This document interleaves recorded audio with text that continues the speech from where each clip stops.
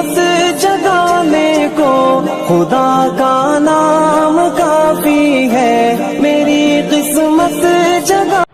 نحمدہ و نصلی علی رسولہ الکریم، اما بعد۔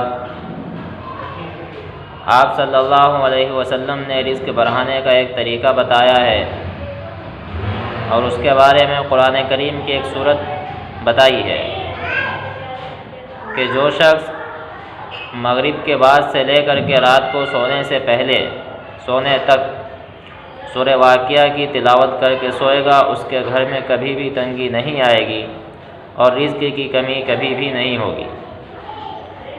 لیکن بہتر یہ ہے کہ مغرب سے عشاء کے بیچ میں پڑھ لیا جائے، اور اگر مغرب اور عشاء کے درمیان میں نہ پڑھ سکے تو رات کو سونے سے پہلے تک پڑھ لیں۔ اور یہ کام کوئی ایک انسان ہی نہ کرے، بلکہ اپنے گھر میں خود بھی پڑھیں، اپنے بچوں کو بھی سکھا دیں اور بچوں کو بھی پڑھنے کی تعلیم دے دیں۔ ایک طریقہ۔ دوسرا طریقہ کیا ہے کہ آپ علیہ الصلاۃ والسلام نے ارشاد فرمایا کہ جو شخص یہ چاہتا ہو کہ میرا رزق بڑھ جائے، اس کو چاہیے کہ وہ ہر وقت باوضو رہا کرے۔ باوضو رہنے سے بھی رزق بڑھتا ہے۔ اور ایک شخص آپ علیہ الصلاۃ والسلام کی خدمت میں حاضر ہوئے اور انہوں نے عرض کیا کہ اللہ کے نبی، رزق کی بہت تنگی ہے، بہت پریشانی ہے۔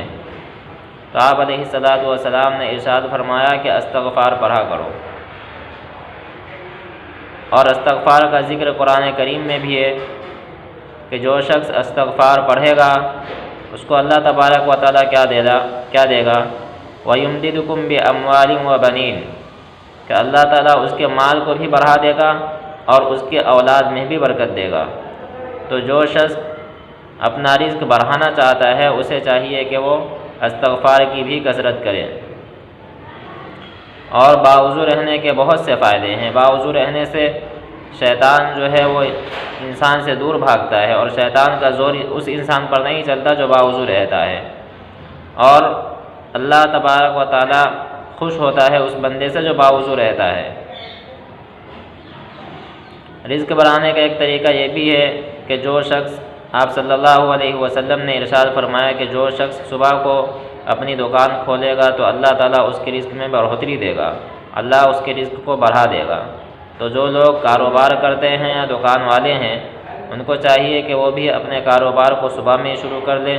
اپنی دکان ہے تو دکان کو صبح میں کھولنے کی کوشش کریں،